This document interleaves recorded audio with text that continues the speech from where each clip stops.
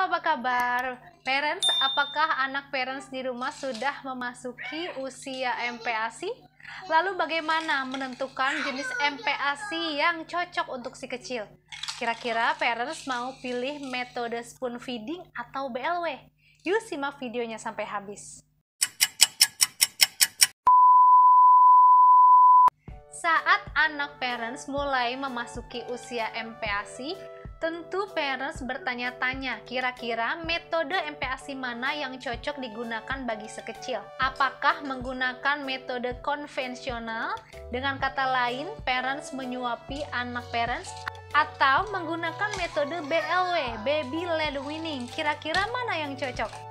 MPASI konvensional atau spoon feeding dimulai dengan memperkenalkan makanan-makanan yang bertekstur lembut yang kemudian nanti secara bertahap teksturnya akan naik tingkat kekasarannya sesuai dengan umur bayi Anda. Sedangkan BLW artinya bayi dibiarkan makan sendiri sesuai dengan naluri mereka dan sesuai dengan kemampuan mereka dalam menangani makanan. Dengan kata lain, mereka mengambil sesuai naluri mereka, menggunakan tangan mereka, dan memasukkan ke dalam mulut juga menggunakan tangan mereka sendiri. Dalam metode BLW ini tidak ada proses suap menyuap. Jadi si kecil dibiarkan makan sendiri menggunakan tangan mereka sendiri. Tentu saja makanan yang mereka makan juga finger food atau makanan yang bisa mereka genggam, bukan makanan yang berbentuk bubur atau puree. Lalu metode apa yang paling cocok? Semua dikembalikan kepada parents di rumah. Pilih metode yang benar-benar cocok untuk si kecil dengan cara belajar terlebih dahulu, mencari tahu sumber-sumbernya, teori-teorinya, lalu pelajari dengan seksama. Kira-kira mau pakai metode apa? Jangan berpikir untuk ikut-ikutan orang lain. Misalnya saja kita melihat contoh seseorang menggunakan BLW, lalu kita menirunya di rumah tanpa ilmu yang cukup. Jadi apapun metode MPASI-nya, yang terpenting adalah pelajari terlebih dahulu dan kita harus benar-benar sudah tahu apa kelebihan dan kekurangan dari metode tersebut. Lalu metode apa yang saya gunakan ketika Musa usia 6 bulan ke atas? Pada saat itu saya menggunakan dua jenis metode, namun lebih sering menggunakan metode konvensional dengan berbagai alasan.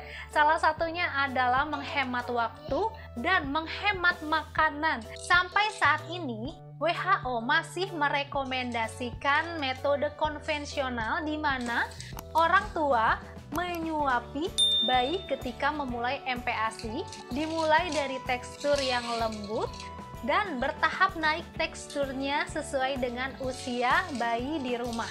Nah, ketika itu saya masih ngajar, jadi agar proses makan Musa cepat, maka saya gunakan metode konvensional. Namun ketika saya free, libur ngajar, maka saya memberikan MPASI Musa dengan BLW.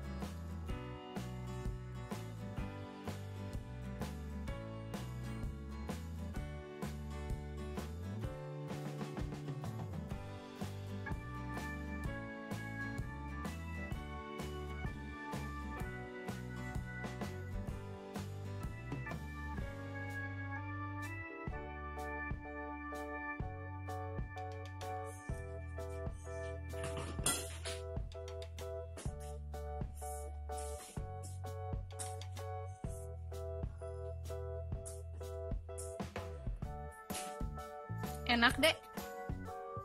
Enak. Asik. Jadi, semua kembali lagi kepada parents di rumah.